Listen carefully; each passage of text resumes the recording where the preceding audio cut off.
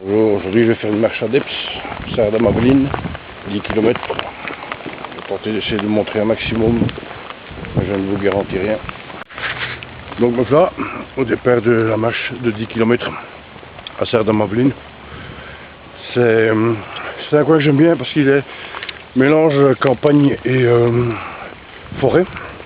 Si c'est comme le dernier que j'ai fait, ça me promet un parcours vraiment génial.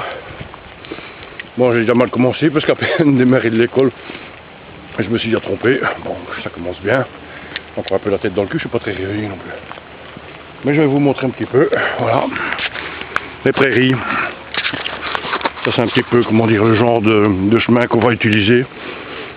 C'est assez chouette. Voilà. Donc, je vous ferai quelques images au fur et à mesure du parcours. Voilà.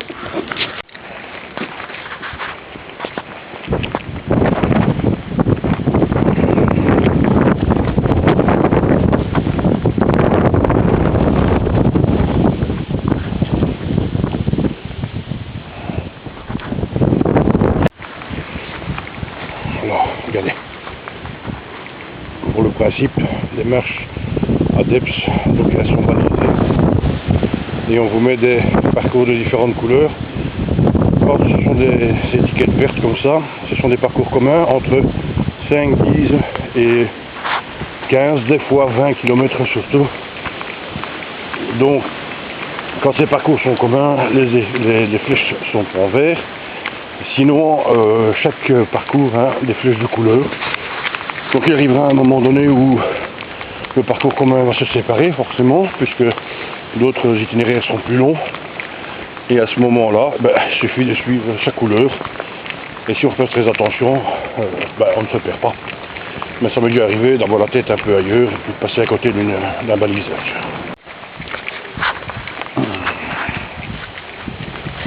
On prend en fait toutes les servitudes de passage derrière les habitations. D'un côté, vous avez tous les champs. Et donc de l'autre côté, derrière ces palissades, les habitations.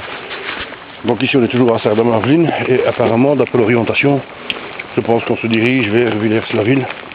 Donc dans des endroits beaucoup plus boisés. Ça va être beaucoup plus agréable pour moi. J'adore. Comme vous le voyez, le temps n'est pas au beau fixe non plus.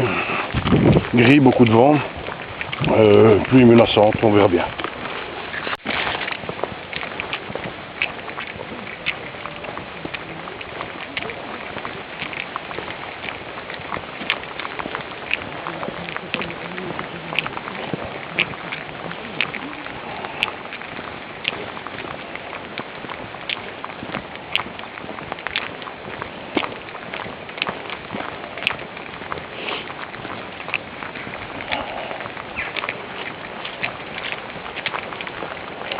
Vous voyez, pour vous donner un exemple, vous montrer, lorsque vous arrivez à un carrefour ici comme ici, vous avez des flèches, comme ce panneau là, voilà, qui indique qu'il ne faut pas prendre cet itinéraire-ci. Vous êtes sur la mauvaise route. Donc, c'est pas mal aussi, de temps en temps, de donner l'information comme quoi, voilà, ça c'est le panneau qui dit que c'est par la gauche et on y va. Et voilà, ça c'est le genre d'ambiance que j'aime assez. Couvert sous les arbres. Très nature. Je me suis permis de prendre un petit saucisson avec moi. J'ai des bouteilles d'eau, j'ai du chocolat, indétrônable le chocolat. Et puis je me prendrai un petit quart d'heure sous mon parcours. Si je trouve un endroit super sympa pour pique-niquer un petit peu. Et passer un peu du bon temps.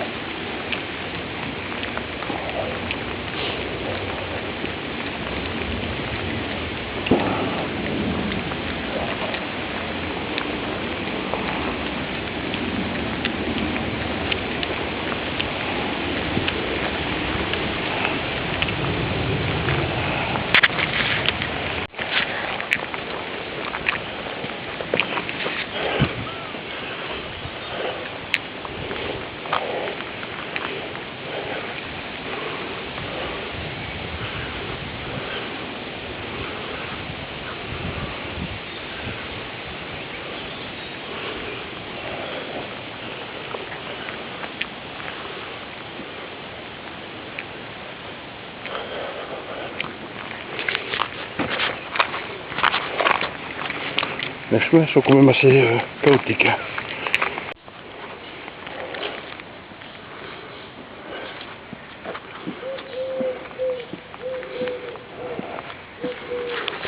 Petite place d'un petit village.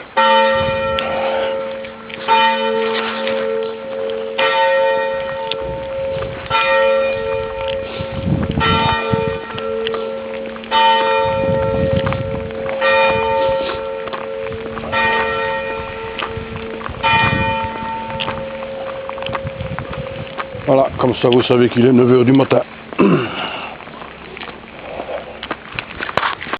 Bon, alors je vous filme ces panneaux pour vous expliquer. Donc voilà, ici les 5 km doivent aller tout droit, tandis que les 10, 15 et 20 km vont devoir prendre par ce chemin à gauche. Donc on ne lira plus à ce moment-là les panneaux verts, puisqu'il n'y a plus de point commun pour l'instant. Et je suis en train de me demander si je ne vais pas quand même attaquer le 15. Je vais voir au fur et à mesure de la marche comment je me sens à la bifurcation du 15. Si je me sens en forme, j'attaquerai peut-être bien les 15, ou sinon je resterai sous mon 10 et je suivrai donc le panneau jaune.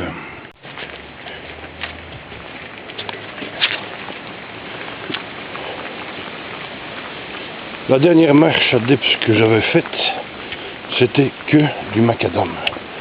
C'était d'un vilain, que du macadam. C'est comme si on se promenait dans un village.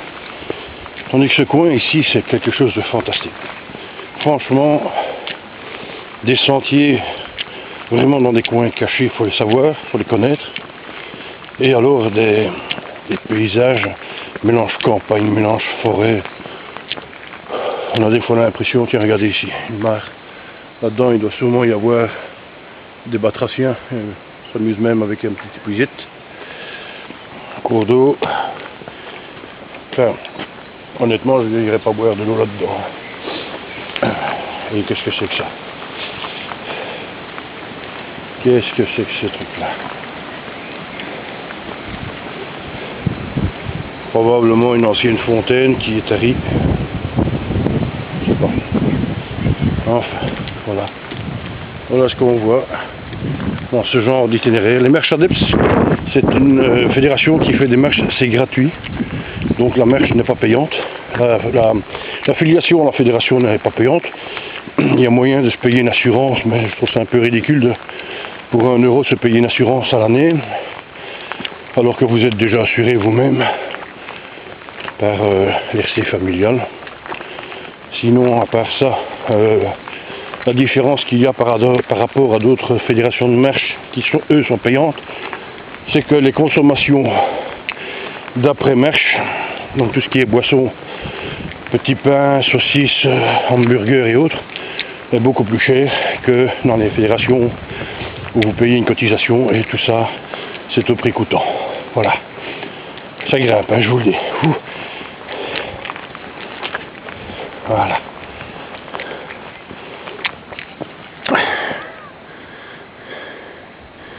Si quelqu'un a envie d'avoir plus de renseignements sur ce type de marche à Deps, ils ont un site internet ADEPS, A-D-E-P-S,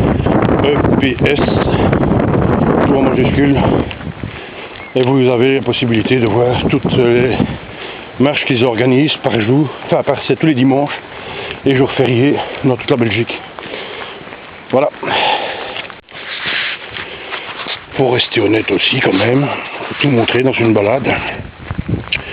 Donc on n'est pas que dans des sentiers et dans des beaux coins, on doit traverser aussi des quartiers résidentiels, bouffer du macadam et espérer de repartir sur un chemin beaucoup plus intéressant. Mais je sais que dans les parcours qui sont faits dans cette région-ci, en général, les traversées de zones macadamisées sont assez courtes. Et puis ça me permet de voir un petit peu certains jardins. Je suis très intéressé, parce que c'est mon métier à la base, de faire dans les jardins, donc c'est bien aussi. C'est chouette de voir ce que certains paysagistes, ou même certains particuliers, ont pu emménager. Tiens, regardez ici, c'est amusant, une échelle qui ne servait plus à rien et qui sert de tuteur à une climatite. Voilà. C'est un genre d'idée qu'on peut glaner aussi à gauche, à droite. C'est une question de principe en fait. Toujours avoir le regard qui balaye autour de soi et qui est interpellé par le moindre petit détail qui peut nous instruire ou nous donner des idées. Mais bon, aujourd'hui c'est pas une journée où on va parler survivalisme, survie, enfin bon bref, c'est une journée marche, une journée promenade et on va un peu voir ce que le parcours va nous offrir comme spectacle. Voilà, nous quittons Serdamaveline. On ça aussi.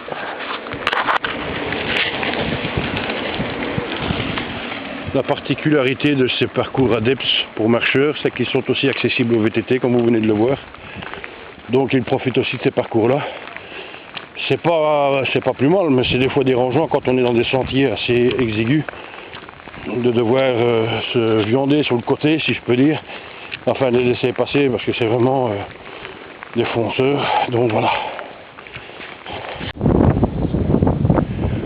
Si je vous montre ces images de choux, c'est pour vous apprendre un truc très intéressant.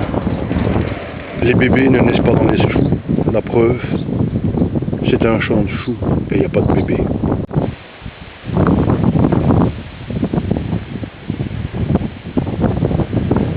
Champ de blé à perte de vue, coquelicots. C'est dommage qu'on ne voit pas assez, on va essayer, voilà, regardez la couleur du ciel, assez chargé, très menaçant. J'aime bien marcher dans ce genre d'ambiance parce que marcher en plein cagnard, franchement, c'est agréable, c'est pas ça, mais à un moment donné, si quand même on reste dans le frais et on ne sait pas ce qui peut vous arriver, ça va tomber, ça va pas tomber. On dit toujours que tant qu'il y a du vent, la pluie ne vient pas. C'est quand le vent va commencer à faiblir que la pluie peut tomber. Voilà, je vais continuer mon chemin. Voilà. Voilà. La marche continue. Ça commence à être un petit peu épuisant parce que j'ai quand même fait pas mal de côtes pour arriver jusqu'au plateau. Donc voilà. Ici c'est bois, forêt et champ à perte de vue. C'est vraiment quelque chose de génial. C'est dommage que sur cet appareil je n'ai pas la possibilité de vous montrer les profondeurs de champ. Mais je vais tenter quand même de vous faire voir un petit peu le panorama du coin. Là-bas tout au bout, mais on le distingue très mal. Non, j'y arriverai pas, voilà. C'est forêt. Ces champs, c'est de la forêt. Donc apparemment c'est bien parce que le chemin, on dirait, va venir me aider.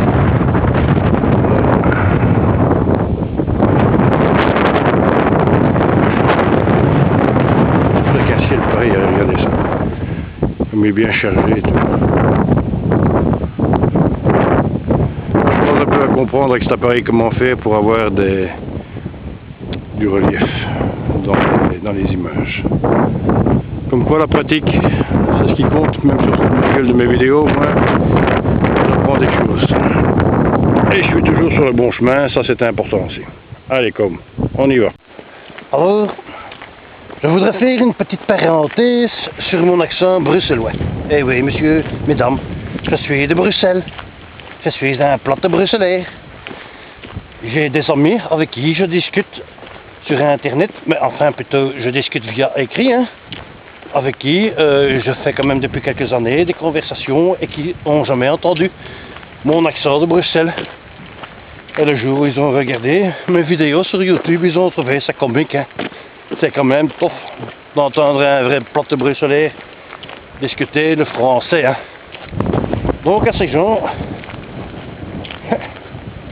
je leur dis tant pis pour vous, faut faire avec.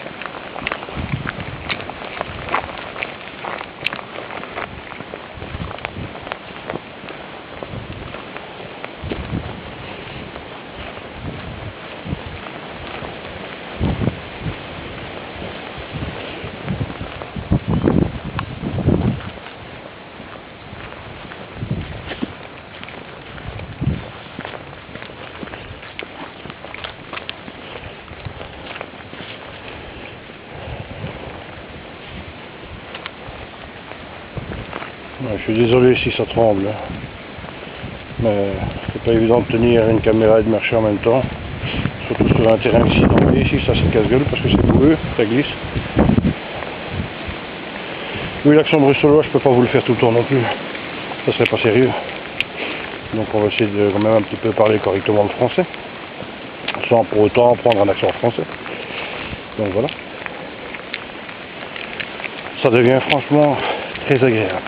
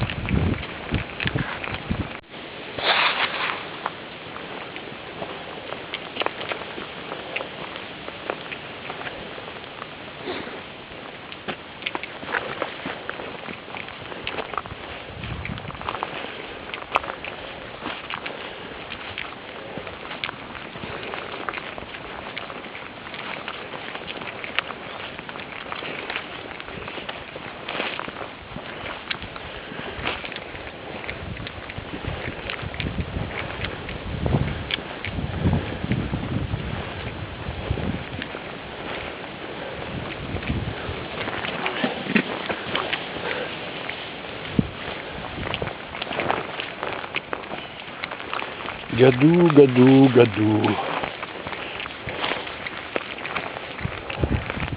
Ce qui est bien avec ces marches adeptes, surtout dans ce coin-ci du moins, c'est que, pourtant j'habite la région, hein, je suis juste à côté de, je suis quoi, à 9 km de ce village. On découvre des lieux de promenade qu'on ne découvrirait pas autrement. Donc franchement, c'est quelque chose que... Moi aussi, ce qui m'embête, c'est que j'ai perdu mon plan, mais j'en reprendrai un quand j'arriverai de nouveau à terme, parce qu'alors je sais me resservir de ce plan-là pour éventuellement, en dehors d'une marche adepte, refaire un tour. Donc voilà, le TT. Bonjour. Bonjour, bonjour. Convivialité. Certains souriciers interchats devraient apprendre ça. Convivialité. Enfin. Je commence déjà à sentir une brune qui me fouette le visage. Donc je vais peut-être, si ça commence à s'aggraver, m'arrêter et sortir la capuche de mon ciré. Parce qu'il n'y a rien de plus désagréable que de marcher trempé. Donc voilà. Ah ben voilà, j'arrive ici au croisement entre les 10 et les 15 km. La question, vais-je prendre les 10 ou les 15? Puisqu'à la base, j'étais parti sur les 10, et en fin de compte, la pluie pourrait me faire changer d'avis et me faire continuer sur le 10, ou... Oh merde, hein, on n'a que le bien qu'on se donne. Donc, regardez les anciens panneaux, c'est chouette aussi ça. Donc à droite Marbet, et à gauche,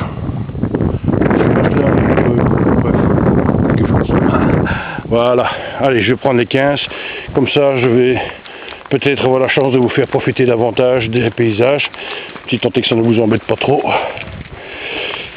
Et puis moi ça peut que me faire du bien. Je vous raconterai peut-être tantôt, pendant ma pause, pourquoi est-ce que je me suis mis à la marche adepte et pourquoi j'aurais fait quelques exercices. Ça n'a pas spécialement à voir avec le survivalisme et de l'entraînement, rien du tout. C'était juste pas des problèmes de santé, mais je vous raconterai ça tantôt pendant la pause, tout de suite.